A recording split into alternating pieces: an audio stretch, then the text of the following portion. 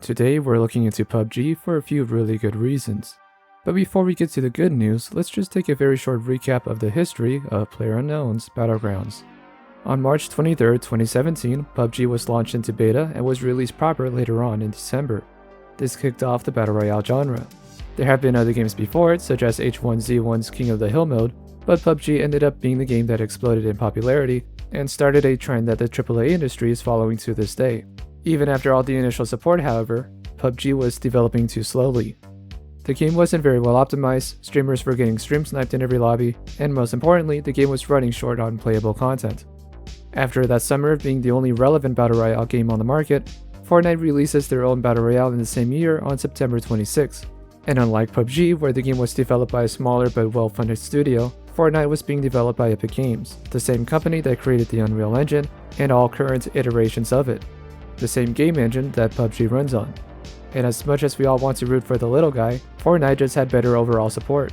Pair this with a cartoony art style and dances, Fortnite was targeting a younger audience, and it ended up taking the chicken dinner, rising up to become the most played Battle Royale game on the market.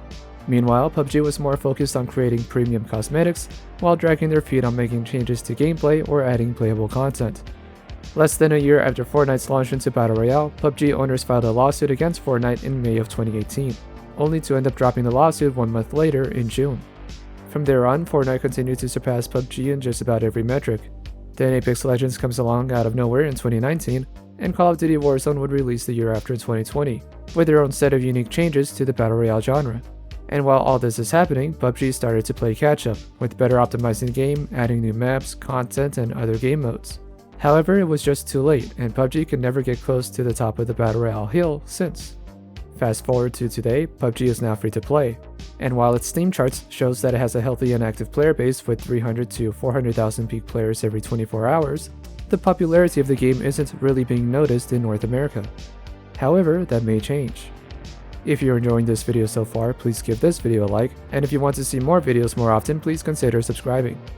In February of this year, 2023, we got word through an earnings report from the publisher Krafton, who owns PUBG and its studios, that there is currently an extraction shooter being developed, codenamed Project Black Budget. There is very little information about the project at this time, but a PUBG-based extraction shooter sounds like a really good idea. And if they can manage to include the risk, crafting, and other fan-favorite gameplay mechanics for the extraction shooter, this game may have a chance to beat out a few other online extraction shooters from the market, such as Call of Duty's watered-down DMZ mode or the pioneer of the genre, Escape from Tarkov. We'll have to pause on that project for now because there's also something else that PUBG Studios is working on that would release sooner than this new extraction mode. A search and destroy type of game mode is being developed for PUBG, and there's already a trailer out for it. The game mode is called Blue Bomb Rush, and it seems to play like your typical CSGO or Valorant search and destroy modes. Along with this, PUBG is also going to include a revamped team deathmatch mode. Of course, a search and destroy mode just wouldn't work in any one area of PUBG's maps, so we'll have a dedicated map just for this game mode called Riviera.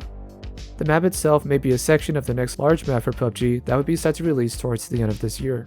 Chances are this Blue Bomb Rush mode will be available sometime before then, since it's not using the entire map. But again, we have very little information at this time. Even so, having just one map for search and destroy sounds like a recipe for disaster. Just how many times are players going to line up to play the same game mode on one map? Hopefully the developers will work on other maps for this mode, and maybe they want to wait and see just how popular it is before dedicating any more time and resources to it. And while all this is good news for PUBG, as it seems like they have a good chance to make the game more popular than what it is now, there is one small issue that the developers have struggled with since the game's initial launch. And that, of course, are the cheaters that run rampant in the game. I know a common answer for cheating is that it's not that bad or it's going to happen in any game. Well, I could also say the same for the crime rate of any state. It doesn't mean you don't do anything about it.